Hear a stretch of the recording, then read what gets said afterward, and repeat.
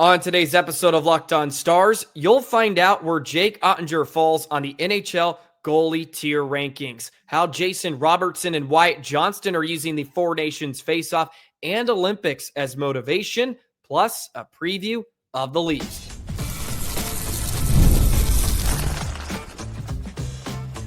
You're Locked On Stars, your daily podcast on the Dallas Stars, part of the Locked On Podcast Network, your team every day. Howdy, Stars fans. I'm Joey Erickson, former producer of 105 Through the Fan. Please be sure to subscribe. We are free and available wherever you get your podcasts and on YouTube. And as always, thank you so much for making us a part of your day and making us your first listen. If you had to make an NHL goalie tier ranking, what would they be? And where would you put Jake Oettinger? Let me know in the comments below. We're going to hop into the Athletic 2024-25 goalie tiers article. We'll also touch on Jason Robertson and Wyatt Johnston playing some of their best hockey of the season and how the Four Nations faceoff and Olympics are motivating them. And then we'll get into a preview of the Maple Leafs, and we'll play Shooting Star to round out a Tuesday edition of Locked On Stars that is brought to you by FanDuel. You can start the season with a big return on FanDuel. New customers can place a $5 bet, and you'll get started with $200 in bonus bets if you win or lose your first $5 bet. Visit FanDuel.com to get started. So Jake Oettinger is usually a pretty polarizing topic. So I figured we would dive in to the 2024-25 goalie tiers, and they pulled a panel of experts over the past few months. This was put out by The Athletic, asking them to rate every single starting goalie in the NHL on a scale of 1 to 5, with 1 being the best and 5 being the worst. They were asked to look beyond stats and grade the goalies based on execution, whether play reading, puck tracking, staying on angles, controlling rebounds, inspiring the team in front of them, and everything else that comes with the position. And I figured this would be good to get an outside perspective on Jake Oettinger as well, not just what I have to say about Jake or somebody else, some of the so-called experts that are ranking these goalies. So they have tier 1, Vezina caliber. Jake Oettinger does not find himself in this mix, which I think is very fair. Although there is a name in there I wouldn't quite put in the Vezina caliber category, but we'll get into that.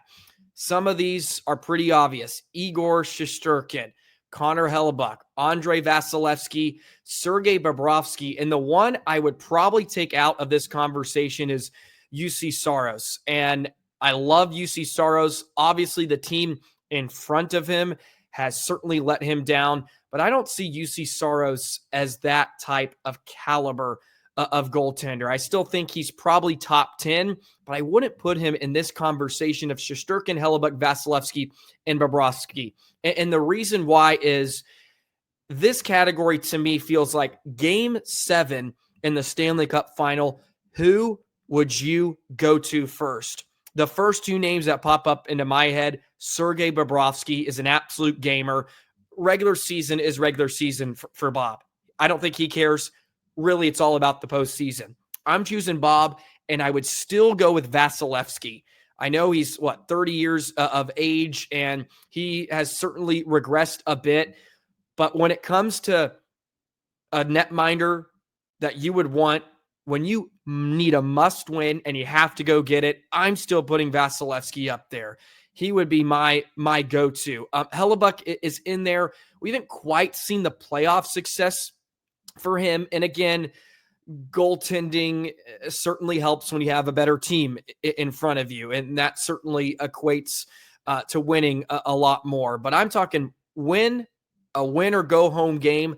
I'm going with Vasilevskiy or Sergei Bobrovsky. Those would be my 2. Hellebuyck would be 3rd.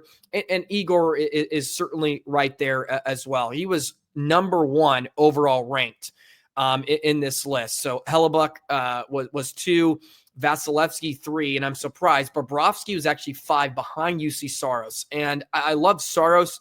Think he's a fantastic netminder, definitely a number 1, but he wouldn't be on that short list of goaltenders I would pick to win you a win or go home hockey game. But again, still not a ton to be upset about there. Let's go to tier number 2, high-end starter, a top 10 to 12 goalie, a cornerstone goalie who is capable of contending for the Vezina Trophy when at their best, one of the best players on a given team, counted on heavily to win games. And this sounds exactly like Jake Oettinger, and that is where he is at on this tiered list. Tier number 2 is a high-end starter. He comes behind Thatcher Demko, both relatively young. Demko's 29. His injuries have played a role here over the past few years, which I would give Oettinger a bit of the edge there just because Oettinger has been more available in his career, but not too much to gripe about there. Let me dive into the little soliloquy that they have on Oettinger here. Goalies typically develop slower than skaters, and that's on display in these rankings. Oettinger is the only goalie under 26 years old to make the top 15. He's already shown a lot in his NHL 5 seasons, helping the Stars to several deep playoff runs. Coaches love how well-rounded Ottinger's game is and his attention to detail. He makes everything look so easy, retired goalie said. There will be a great scoring chance, and he just kind of makes it look like nothing. He works hard on his game. Several panelists complimented Ottinger's play, reading the puck and tracking, which lead to him to making fewer acrobatic-looking saves than other top goalies. It also doesn't hurt that he plays behind a stout Dallas defense. He's got a team in front of him that's going to allow him to be a Vezina caliber goalie, one goalie coach said. He's going to put up numbers that can win Vezina. He's got all the tools, one goalie said. He's young. I think he just has room to grow, but there's something about him that is just keeping him out of the top tier for me. And I think that is very fair. There is just something that keeps Jake Oettinger from not being in that conversation of Igor Shesterkin's and Connor Hellebuyck. Can he make that save? And many of you push back in the comments consistently about Jake Oettinger and his play, but he is 26 years of age. And I think this puts it into perspective. The only 26-year-old in the top 15, only goalie under 26, I should say, in the top 15. There is so much room for him to grow. And I discussed this coming into the season about how Oettinger at such a young goalie has taken over the number one job in Dallas, and not a lot of goalies have that opportunity. And obviously it doesn't help that the team in front of him is really, really good. That certainly helps his case, but you look at his save percentage, it ranks 13th in the NHL at .910. His goals against average is 2.35, which ranks 6th in the NHL for netminders that have at least started in 20 games this season. So he finds himself right in the mix. And that's sort of where I've always seen Jake Oettinger. I think he can truly be one of the elite goaltenders in the NHL. When he's on, he certainly is one of the top 5, in my opinion. He hasn't done it consistently enough to be in that top tier yet, but he is still so young, and there's so much time for him to improve. His goal save above expected, 31.85 in his career. His win-loss record, 134, 57, and 24. He has 11 shutouts. So those are some of his career stats. You look at some of the advanced numbers, goal save above expected this season. He ranks 24th at 4.3. That's actually behind Casey DeSmith, who has some pretty stellar numbers. But Connor Hellebuyck, 27.0 goal save above expected, and there really isn't another netminder that's closer to him. But to touch on some of the other goalies in his tier, Demko, Swayman, Sorokin is up there. Jacob Markstrom, who's having a really nice bounce back year in New Jersey. Linus Ullmark and Jordan Binnington are up there as well. I'm surprised they have Philip Gustafsson in the mid-level starter. I feel like Gustafsson, with the way he's played this season, you could sort of throw him into that high-end starter role. But I realize this is sort of his first kind of full season at the helm, so maybe they don't want to be too early on him. But I could put Philip Gustafsson in there, even John Gibson I mean, it's not his fault. He's in Anaheim, and he's been a reliable starter for them for a long time. Injuries have certainly taken a toll on him recently, but thought it would be good for some of you Stars fans out there to hear some opinions on Jake Oettinger that are not mine, and how he is viewed among some experts and other goalies and some of his peers in the NHL. And maybe I talk about him as being in that tier one too much. Maybe I give him the benefit of the doubt, but having him as the 7th ranked goalie, I feel like that's almost perfect. And I would give him an edge over Demko at this point. Is he the guy I would go to in a must-win Game 7? No, not yet. Not at this point. I'll take Pete DeBoer, though, who's undefeated in Game 7s. Can he become Hellebuck, Shesterkin, Vasilevsky, Bobrovsky, right? Who are those handful of guys? You need to win. Doesn't matter how they get it. I'm throwing those 4 or 5 in between the pipes because they'll give you a chance to win. So there you go. There's some NHL goalie tier rankings that I thought would be fun to share with you. And you can get an idea of how others are viewing him. And maybe Stars fans give him too much slack. Maybe we don't hold him accountable enough, but at 26, there's a bright future ahead of him. And you think he can only get better. He can only get better with experience, and he's already had 2 deep playoff runs. Maybe the third is a charm here this season. So there you go. There is where Jake Oettinger ranks. Now, we're going to flip-flop to another Athletic article because this is great from Pierre LaBrun.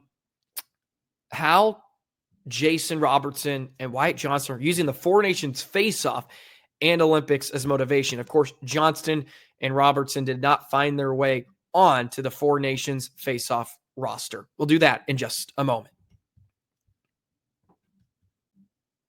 Today's episode of Locked On Stars is brought to you by FanDuel. From big upsets to game-winning drives, the NFL playoffs are better with FanDuel because right now new customers can bet $5 and get $200 in bonus bets guaranteed. That's $200 in bonus bets, win or lose. The FanDuel app gives you everything you need for live bets, same-game parlays, and so much more.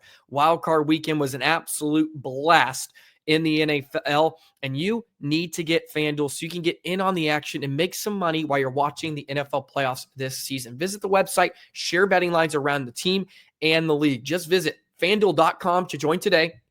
Get started with $200 in bonus bets. That's FanDuel.com. You can actually download the FanDuel app on your smartphone. It takes 30 seconds. It's free. It's available. Put a $5 bet in there. Get $200 in bonus bucks. You don't even have to win that bet. FanDuel.com. Make this playoff season unforgettable with FanDuel, an official sportsbook partner of the NFL. Pierre LaBrun from The Athletic put out this article on Robertson just a few hours ago when I'm recording this on a Monday, and it talks about how Robertson and Johnston got off to slow starts this season, obviously, and did not make the Four Nations face-off roster, but are motivated by not being named to that roster and have gone on an absolute tear since those rosters were made public.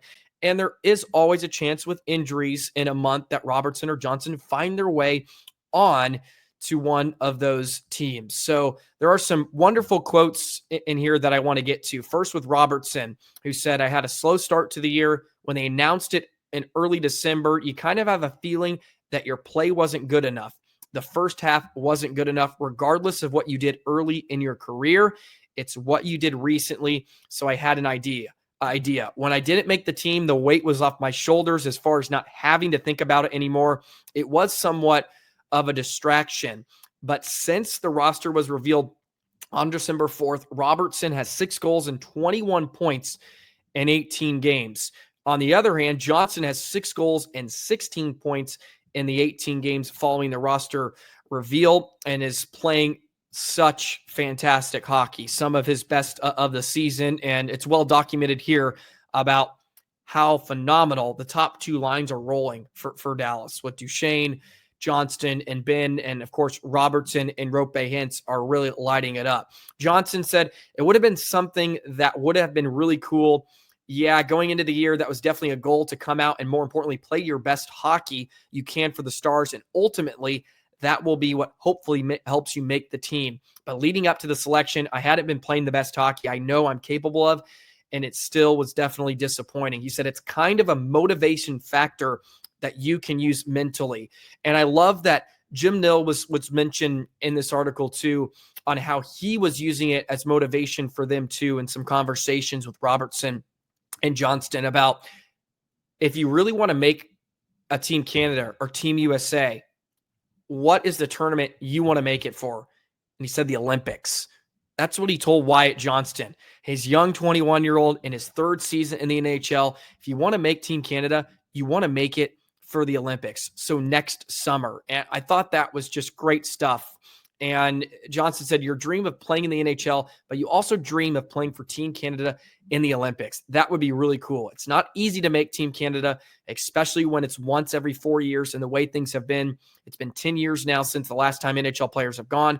That would make it a lot of fun. You've got to keep playing some really good hockey to make that team, and that would be amazing, and it would definitely be a dream come true. But that's the message Jim Nill gave to Wyatt Johnston, and it shows how, of course, incredible Jim Nill is. And plus, he is part of the makeup of Team Canada. So he does have some say on who makes the roster, and how part of the message from Jim Nill was telling Johnston that you have to bring your game up another notch. And we're really seeing that.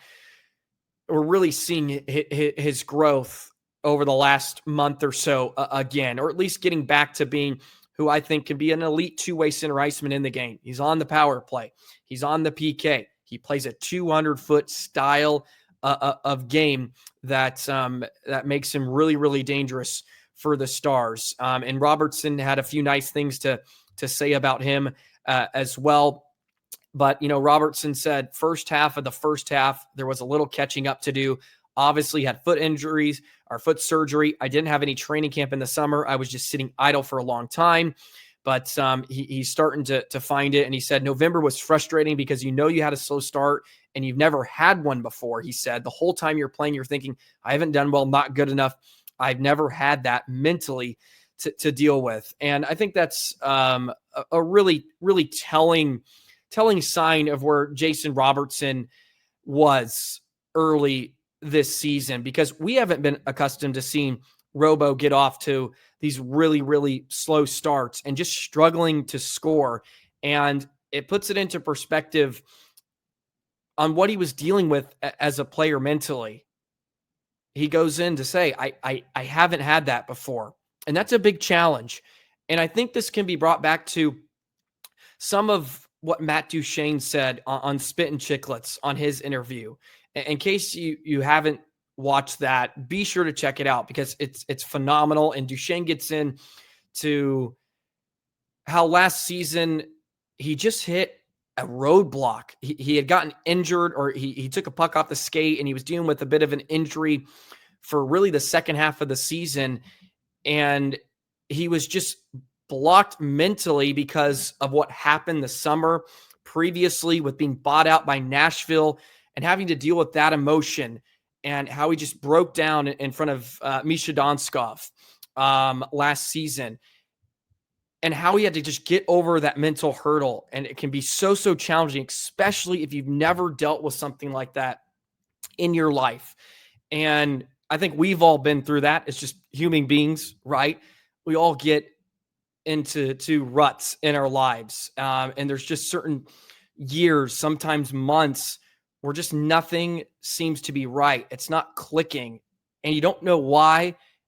And all you can do is break down. And Robertson doesn't seem like he got to that level, but he went through some adversity for some time in his career here for the first few months. And maybe he finally got over that hurdle, and now you're seeing him play with such a more freed up style of play and game. And he's starting to really come on here as of late. And I thought it was interesting, of course, how both of these guys mentioned that they weren't happy about not making their roster. Like they do feel a bit slighted to some degree, but realize that they weren't playing good enough and they have to be better if they want to be a part of Team Canada and Team USA, and how they're using that as motivation. And hopefully next season they can make that jump and get on one of those teams when they head to Italy next year. So I thought that was some great stuff from the Athletic, and good to hear and sort of get maybe an answer, so to speak, on what was going on with Johnston and Robertson early in the season. Because of course I come on here and it's like, well, they're not good enough. They're not good enough. But there's a lot more to it, of course, than we know. And I think that gives you a nice insight on what's happening from their perspective and how they're overcoming it. And we all have to do that in our lives. And so do players in the NHL. Yeah, they make a lot of money, but they have their own issues they have to deal with, and they're figuring it out. And Johnston and Robertson have been a big part of this really turnaround here for the Stars over the last few weeks, and hopefully it continues tonight in Toronto. The Stars playing their series, or I should say road trip finale against the Maple Leafs here this evening. We'll preview the Leafs and we'll play Shooting Star in just a moment. Today's episode of Locked On Stars is brought to you by Rocket Money. Did Rocket Money help you find any subscriptions you forgot about or that you were paying for twice? That's definitely happened to a lot of people. And Rocket Money will help you track down all of those unwanted subscriptions that you're paying for and help you get rid of them. It's like having a personal assistant for your finances. Rocket Money is a personal finance app that helps you find and cancel your unwanted subscriptions, monitors your spending, and helps lower your bills so you can then grow your savings. It brings together everything all in one place, whether it's subscriptions, your spending habits, or even the goals you want to hit this year. Rocket Money has over 5 million users and has saved up to a total of $500 million in canceled subscriptions, saving members up to $740 a year when using all of the app's premium features. Cancel your unwanted subscriptions and reach your financial goals faster with Rocket Money. Go to rocketmoney.com/lockedon today. That's rocketmoney.com/lockedon. rocketmoney.com/lockedon. Alrighty, it's time for a preview of tonight's game between the Dallas Stars and Toronto Maple Leafs. Stars looking to take 4 out of 5 on this road trip. I stumbled upon this little nugget here earlier today, and it says since December 28th, the Maple Leafs are 17th in terms of scoring goals. In addition, the Leafs are in the bottom half of the league when it comes to converting on the power play. In the last 5 games, Toronto has scored twice on 12 opportunities with the extra man, and they have lost to Vancouver and Carolina coming in to tonight's game against Dallas. On the flip side, their play defensively as a team has been much better than it was a season ago. Last year, they were hovering around the bottom 10 in the league and just overall team defending and their PK. This year, it's flipped for the better.